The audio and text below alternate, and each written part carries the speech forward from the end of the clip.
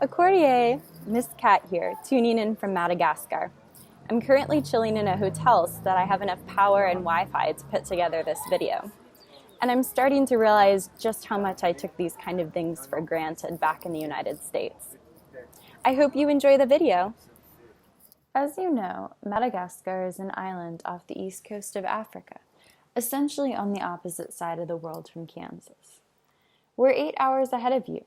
That means I'm recording this at 8 p.m. here, but where you're at, it's still only noon. Back in April, I started my journey in Philadelphia, where I met all of my fellow Peace Corps volunteers. After a short briefing, we headed to the airport and set out on the 16-hour flight to South Africa. From there, we flew an additional 2 hours to Madagascar. We landed in Antananarivo, the capital of Madagascar, and the largest city in the country, home to Madagascar's only international airport. It's still small, though, with no jet bridges or anything. We had to take a shuttle bus from the plane to the airport. We drove a couple more hours to get to the Peace Corps Training Center, fondly called PCTC by volunteers. This would be our home base for the next 3 months of training. We have arrived! Smile! It felt a bit like camp and is even on a big lake. We didn't actually sleep at the training center for most of the time we were training, though. We actually stayed with host families in the villages nearby, helping us to more quickly learn the language and cultures of Malagasy people.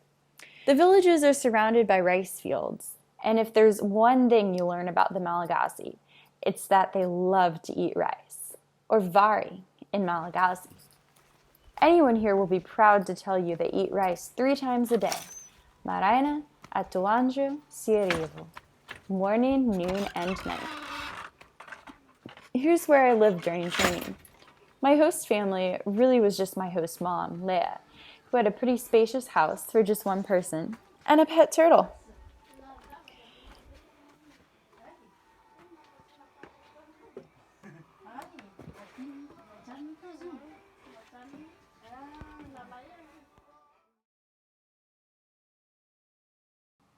There were no power lines in my neighborhood, though, so I, and everyone else living there, used a small solar panel to power my phone.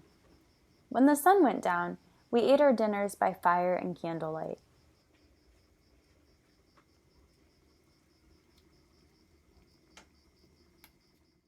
And after dinner, I'd often study Malagasy in the light of a solar-powered lantern. Now, you're probably wondering where all those unique Malagasy critters are. Here's a few. There are many types of chameleons, or tanalahi, living in Madagascar.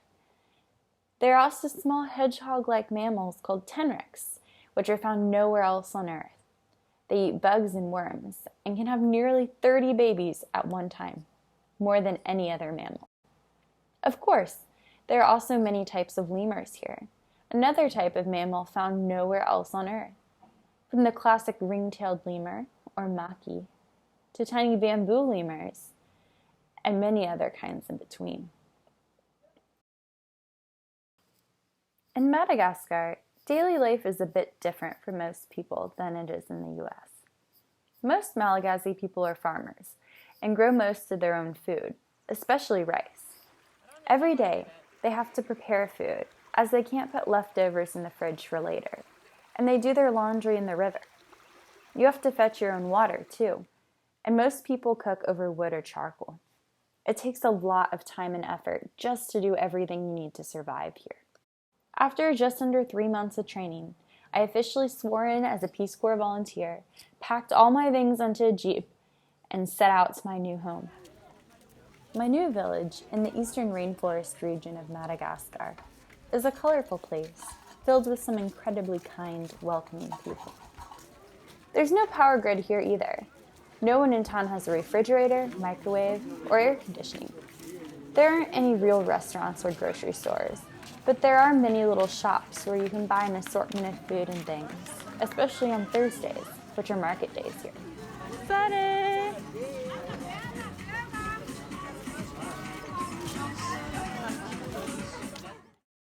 The landscape here consists of beautiful rolling hills, a patchwork of farms and villages. Sadly, however, nearly all the trees that used to grow here have been chopped down. And after the land is exhausted and abandoned by farmers, there's not enough nutrients for trees to grow back by themselves.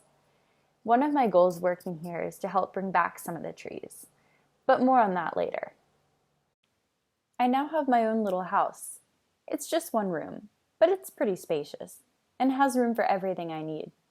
My roof is made out of Ravenella palm leaves, which surprisingly don't leak too bad.